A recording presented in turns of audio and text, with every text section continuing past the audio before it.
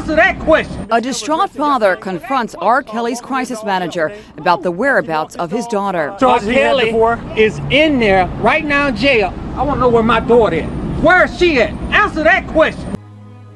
About 5-6 years ago, back when reporters was outside of R. Kelly's house, even had some of the relatives out there with him claiming that their daughters were being held captive in that house. And remember the phone call where I think it was the father of one of the chicks who called and his daughter answered and was like, "I'm good, go home, leave me alone." Well, I did a few videos about that, and somehow or another, I don't remember, I said that I don't need to pretend that Michael Jackson wasn't molesting kids just so I can continue to enjoy his music. I said, no, I could do both. You know, like they say, walk and chew bubblegum at the same time. I could do both. He was molesting kids, and I still like his music. I can't help 30 years of my career. Robert. 30 years of my career. Y'all trying to kill me. R. Kelly too. He did some of the things that he was accused of. Right? But I can still enjoy Honey Love while he's in prison. I could enjoy Honey Love. I can. And Michael Jackson now, I don't believe that he molested every kid that accused him of it, though. Matter of fact, some of the kids, when they got grown, they came out and said that their parents and the cops made them lie. Trained them on how to lie, rehearsed the line, and coerced them into doing it. When they got grown, they came out and said it. But the other kids, yeah, Michael's doing that shit. And I don't need to pretend that Michael Jackson wasn't molesting kids just so I can continue to enjoy his music. Now, I want y'all to keep that in mind while I'm talking. Now, a while back, maybe a year and a half ago, Miss Sunkissed asked me something. It was either, why is my channel so small, or why I don't get a lot of views? And I don't think she had any ill intentions behind the question, so I answered her. I said, probably because people think my channel is trash. She replied and said that she don't think my channel is trash. Then a dude named Mr. Grimm, he pops up, he comments on my stuff from time to time. But he jumped in on the thread and said something about that I've probably been in denial of. But I might have to consider more than consider what he said about the matter, because he's likely right. Right? And maybe I'll get to what Mr. Grimm said some other time and tell y'all exactly what he said. But after Sunkissed Queen said that she don't think my stuff is trash, I replied again and said, also, there are some things that I haven't been willing to do, to raise my channel up from its microscopic level. I'm damn near invisible on here, even though everybody knows me. Everybody know me. But keep that in mind too. Some things I haven't been willing to do, and I can still enjoy Mike's music. Now, something that I remind people of from time to time so that they don't forget, because some people was around back then, but maybe they forgot, so I remind them from time to time. Other people, I like to let them know if they didn't know. Maybe because they didn't know me back then. Back when Joe was running for president in 2018-19, I was championing for Joe, even attacking people for attacking Joe. But in the midst of it, I referred to him as Child Toucher Joe. I called him that a few times while wanting him to be president. Same thing when it was Hillary versus Trump for the White House. I wanted Hillary, but still, I called her an international warlord. Now, why would I want someone who I believe messes with children to be president? Or someone who I see as an international warlord to be president? Why would I want that anyway? Well, for one, when Trump was running his first time, I already knew what he was. I could see him coming from a mile away, and he proved me right during his administration. When he was running for a second term against Joe, I wanted Child Toucher Joe because it was Trump must go no matter what as far as I was concerned.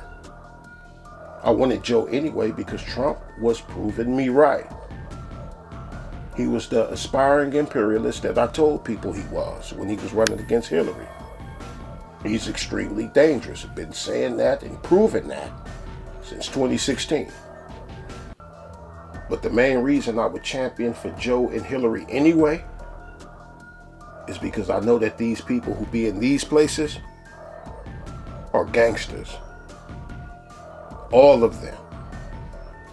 And I'm not just talking about our Congress. I mean these parliaments or whatever other names they have for these places in other nations. They are all high-level criminals that are into all kinds of devilishment.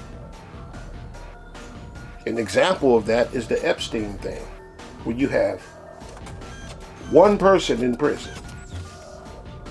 All these high-profile people, politicians, one person in jail. Just one. I know what they're into, and I'm not in denial of it. Like, that's why you don't see me on here talking about how tragic it is when these rappers be getting killed. Why I don't talk about how tragic it is? Well, it's because I know that they're in that life. The nature of it. Same thing with politics. It's a beast. I can still enjoy Biden's music though. Miss Sunkist, if you're listening, what I'm not gonna do when I'm talking about these politicians is depict them as non-demons when I know better than that. They're demons, Miss Sunkist. And you listening, you probably like, well, why would you champion for any of them if you believe that they're all demons? Well, it's kind of like a comment that I saw in this one video. I forget what the video was, but they quoted Aristotle. And Aristotle said, just because you don't take an interest in politics doesn't mean that politics won't take an interest in you. But anyway, after Joe got sworn in, with the exception of once, no one has heard or seen me defend anything that he's done since he's been in office.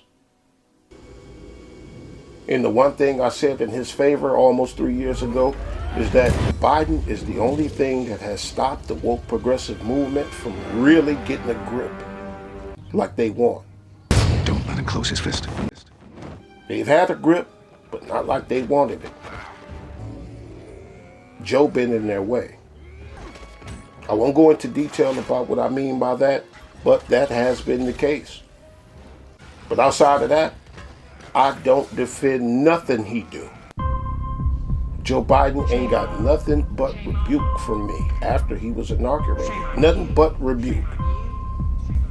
And after he replaced Trump, which is all I wanted, it was mission accomplished as far as I was concerned. Now fuck him. Fuck him. Fuck him and his vice president. And she wasn't nothing but eye candy anyway to people who are happy with just having a woman of color in the White House. And she's not vice president, by the way. She's the president because Joe is off asleep somewhere. I don't know what he's doing. Some things I'm not willing to do, Miss Sunkist. Like lie for these people. Yeah, I'm on your side, but still I'm gonna let people know that I know that you mess with children, Joe. I'm not gonna pretend that I don't know the nature of the beast. You can't be a politician for years and years without being some level of demon. That is impossible. Now, getting things wrong and putting it out there is one thing, but deliberately misleading people, intentionally misdirecting people, covering up devilishment are things that I'm not willing to do, Miss Sunkist.